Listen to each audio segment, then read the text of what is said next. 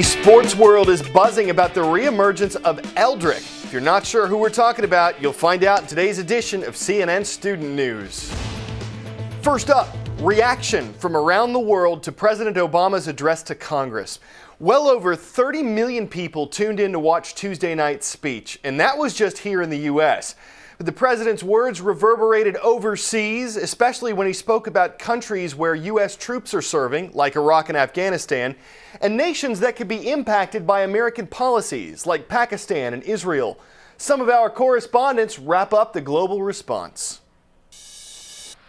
President Obama promising to end the Iraq war responsibly, and that is the word that is key. No one wants to see a premature U.S. troop withdrawal that would result in a loss of the current security gains. No one, not America, not the Iraqis themselves, are going to want to see a rush to pull U.S. troops out of here. There hasn't been much of a reaction from Afghanistan just yet on President Obama's speech because many Afghans weren't able to watch it.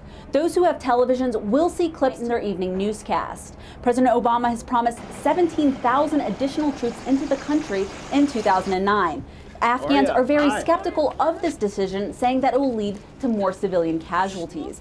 2008 was the deadliest year in the war on terror in Afghanistan, and 2009 is expected to be much worse. Any call by the United States for Pakistan to work more closely with it in cracking down on terrorist organizations is going to be met with skepticism, if not hostility, on the streets here. There is a very strong anti-American sentiment in Pakistan. Many blame US foreign policy for the problems that they face here, particularly this rising tide of militancy. The Pakistan government is saying that force alone will not defeat militant organizations like the Taliban and Al-Qaeda. They are saying that you need more engagement, more dialogue. That's why we've seen this deal cut in the Swat Valley, about 100 miles from here, to allow Sharia law in return for a Taliban ceasefire. So a rising tide of anti-Americanism, a militant threat, and the Pakistan government running out of options to deal with it makes President Obama's objectives here very difficult indeed. President Obama made only passing reference to the conflict between Israel and the Palestinians, saying that his administration had appointed a new envoy, Senator George Mitchell, to try to work towards peace between Israel and its neighbors. There is a realization in the Middle East that given the size of the American, indeed the global international economic crisis, that resolving this 100-year-old conflict may not be a top priority of the new administration. A word to the wise: nationalization, government ownership or control of something like a business or industry. The leader of the country's central bank says he doesn't want to nationalize the U.S. banking industry. But many financial institutions are being hit hard by the current recession, and that affects their ability to offer loans to individuals and businesses. As Alan Chernoff explains, the government is planning to give some of the country's biggest banks a test to see if they need government help, possibly government control. The nation's chief banker, Federal Reserve Chairman Ben Bernanke, says he does not intend to simply take control of troubled banks. I don't see any reason to destroy the franchise value or to create the huge legal uncertainties of trying to formally nationalize a bank when that just isn't necessary. The nation's 19 biggest banks, those with assets over $100 billion, are going to get a financial stress test to see if they can withstand a deep and severe recession. The outcome of this test is not going to be, say, you pass, you fail. That's not the outcome. The outcome is going to be, here's how much capital this institution needs. Any major bank that appears vulnerable, Bernanke says, will be able to get additional financing from the U.S. Treasury. In return, the government will receive preferred stock. It's going to take government money. There's no avoiding that. I wish it were so that we could avoid it. We can't, and so it just has to happen. Washington has already invested $50 billion into Citigroup and is considering converting its shares into common stock, which would make the U.S. government by far the biggest stakeholder in Citi. Some analysts argue that is de facto nationalization, which could mean Uncle Sam decides who gets a loan. I think those implications are political influence over the bank's decisions, and I think it makes it tough for the bank to operate in a normal environment. Time for the shout-out.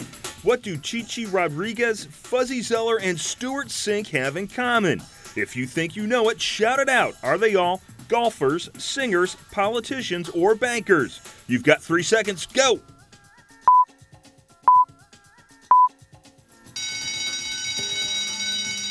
The link between these three is the Lynx. They're all golfers. That's your answer, and that's your shout-out. All right, we mentioned Eldrick at the top of today's show. This week, the golf world is welcoming back its biggest star, Eldrick Tiger Woods. He's been out since last June when he had surgery on his knee, but here is just one indication of how dominant Woods is. He maintained his #1 ranking during the past 8 months, even though he didn't play in a single tournament. As Patrick Snell reports, Woods is back on the course and bringing attention back to the sport. 8 months on from playing through the pain to win the US Open at San Diego, Tiger Woods is back and he says he's feeling better than ever. You can be sure he's not just here for the practice. He'll be going all out to try and win this event for the 4th time, and it's clear he's missed the game of golf as much as it's missed him. I miss that rush of playing and competing. I really do. Getting on that first tee and feeling it. You know, I miss that. As much as you can have money games at home with the guys, it's not the same. You know, this is what I do for a living. This is what I've always wanted to do my entire life. And not being able to do it at the highest level, you know, was frustrating at times.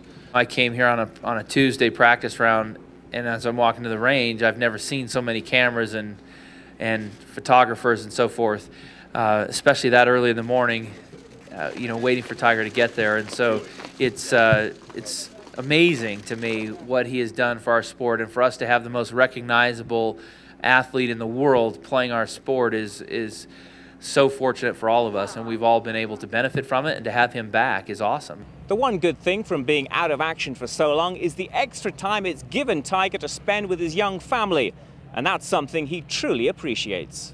It was a blessing in disguise, you know, to have an opportunity to see Sam grow that fast and that much. As players, you travel so much that, you know, I would miss a lot of that. So I was very lucky there. Even the best can suffer from nerves, with Woods admitting the day he doesn't feel any is the day he quits. Patrick Snell, CNN, Marana, Arizona. All right, switching to our blog. What is on your mind? That is the latest topic on our blog at cnnstudentnews.com. And Justice said the remains of Geronimo should never have been touched. He's a hero to Native Americans. Shane wrote, I would really love to go to a good college, but because of the costs, there is no way I will be able to afford it. Alexis echoed that. She wrote, school is becoming less affordable and thus robbing Americans of their right to learn. Judy mentioned the president's speech, saying, I think Obama's stimulus package will have a good impact on the overall American economy.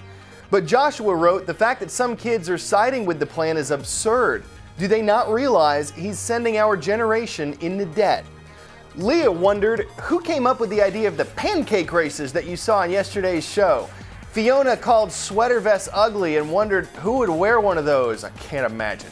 And Kaylee says what's on her mind is why none of her comments are on the show. Well, Kaylee, here you go. And before we go, looks like you can teach an old dog new tricks, like how to ride a bike. Apparently someone recorded this pedaling pooch for a Japanese TV show. He became an online sensation when the video hit YouTube.